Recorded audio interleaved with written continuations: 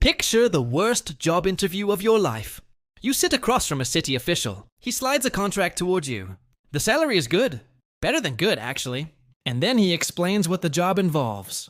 You will walk into a city where people are dying faster than they can be buried. You will visit the sick every day. You will record the dead. You will stay until the outbreak ends, and you cannot leave. You sign anyway. Congratulations. You are now a medieval plague doctor. The image most people have of plague doctors is the beaked mask, the black coat, the eerie figure walking through fog. That image is real. But what it actually felt like to be that person, the psychology of it, the daily routine, the things nobody told you when you signed the contract is a far stranger story than the costume suggests. Let's start with what you actually knew going in, which was almost nothing. The Black Death arrived in Europe in 1347. It killed somewhere between 30 and 60% of the continent's entire population. In some cities, the death toll reached 80%, and nobody, not the physicians, not the church, not the governments, had any idea what was causing it. The leading theory was miasma, bad air. The belief that plague was caused by invisible poison rising from rotting matter, from swamps, from the bodies of the dead themselves. You believed this completely. Everyone did. The actual cause was Yersinia pestis, a bacterium spread by fleas living on rats. You had no way of knowing this. Germ theory wouldn't exist for another 500 years. So you walked into a dying city armed with the wrong map. Now, let's talk about that costume. The iconic beaked mask was not medieval. It was designed in the early 1600s by a French physician named Charles Delorme and used during the later outbreaks that followed the Black Death. The beak was stuffed with dried herbs and flowers, lavender, camphor, mint, cloves. The logic was simple. If bad air caused plague, then filtering your air through good-smelling herbs would protect you. It didn't. The herbs did nothing against bacteria. But here's the counterintuitive part. The rest of the costume, the long waxed leather coat, the gloves, the full body coverage, accidentally worked. Not because anyone understood why, but because covering your skin reduced contact with infected fleas and droplets. The protective effect was real. The reasoning behind it was completely wrong. You survived, if you survived, by accident. Inside the city, your day had a strange rhythm.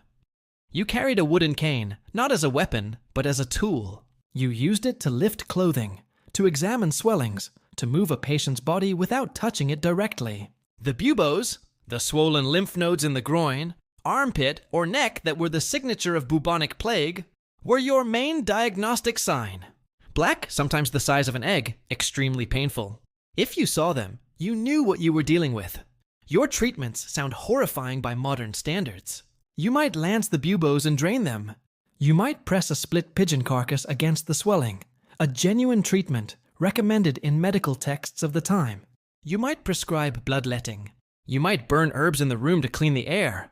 None of it improved survival rates in any meaningful way. People either recovered or they didn't, based almost entirely on their own immune response, not on anything you did. What you were actually providing was not medicine. It was documentation, presence.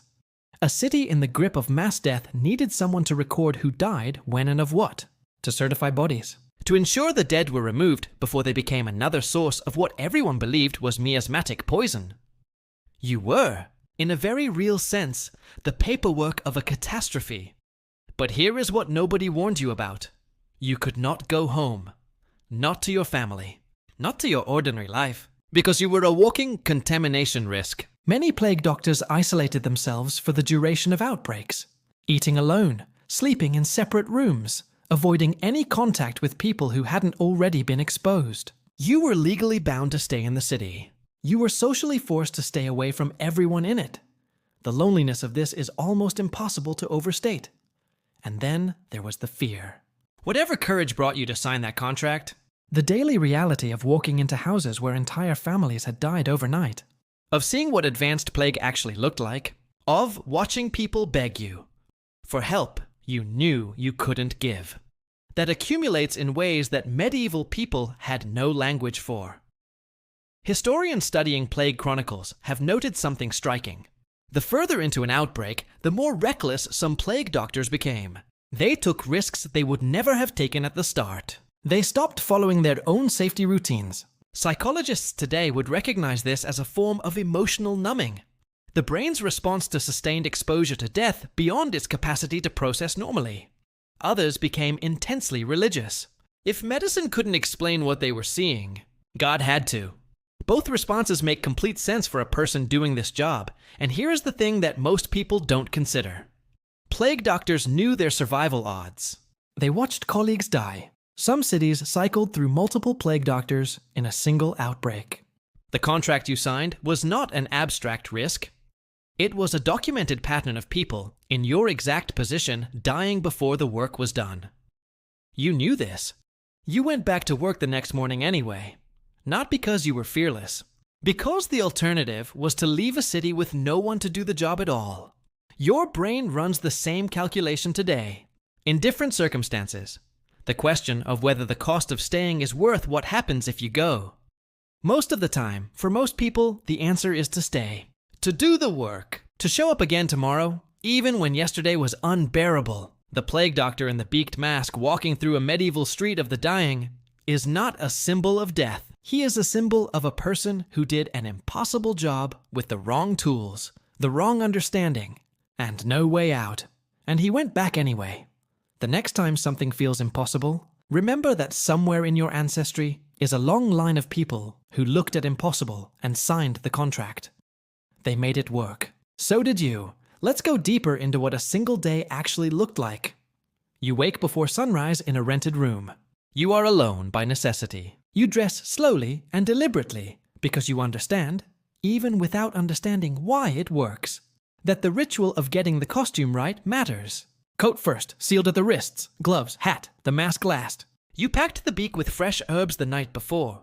You step into the street. The smell hits you immediately. Smoke from burning bodies somewhere nearby. Something else underneath it that you have learned not to think about directly. A cart moves at the far end of the street. The body collectors, already at work before dawn, because there is always more work than hours. You have a list. Addresses reported overnight. Families who sent word, or neighbors who noticed a door hadn't opened in 2 days. The first door takes a long time to open. A woman stands in the crack, barely upright. Behind her, 2 shapes on the floor that are not moving. She asks you a question you have been asked dozens of times now and still have no good answer to. Will they live? You look at what you can see from the doorway. You make a note in your ledger. You tell her to drink wine mixed with herbs because it is the only recommendation that carries any authority, even though you are increasingly uncertain it does anything. You move to the next address. This repeats. All morning. All afternoon. Sometimes into the evening. Weeks of this. Months. The repetition does something to a person. Research on healthcare workers during modern epidemics, including studies conducted after the SARS outbreak of 2003 and the COVID-19 pandemic, found consistent patterns of psychological erosion in people doing exactly this kind of work. Not sudden breakdown, but a slow flattening. Emotions become less available. Decision-making becomes mechanical. The capacity for fear, ironically, decreases, not because the danger decreases, but because the nervous system simply cannot sustain that level of alert indefinitely. Your medieval counterpart had none of this research, but they lived the pattern. And then there is the social dimension that rarely gets discussed. People in the city knew who you were. The costume made you unmistakable, and rather than making you a figure of comfort, it made you a figure of dread. When you appeared at a door, it meant someone inside was sick or dead. Children fled from the beaked shape in the street. Neighbors closed shutters when you passed. You were necessary. You were also feared. Those 2 things coexisted every day you went to work. Psychologist Paul Bloom at Yale University has written about the way humans respond to people associated with death. The unconscious distancing. The almost superstitious avoidance. What you experienced in a medieval plague city was an extreme version of something your brain still does today when you encounter a paramedic, a hospice worker, or a mortician. Gratitude and distance simultaneously. You carried that contradiction with you through every street and every door. The Black Death eventually faded. Not because of anything medicine did. Outbreaks burn through susceptible populations and slow down on their own. Or the seasons shift. or the rat population in a city crashes. The dying slowed. Then it stopped. You collected your pay. You removed the costume.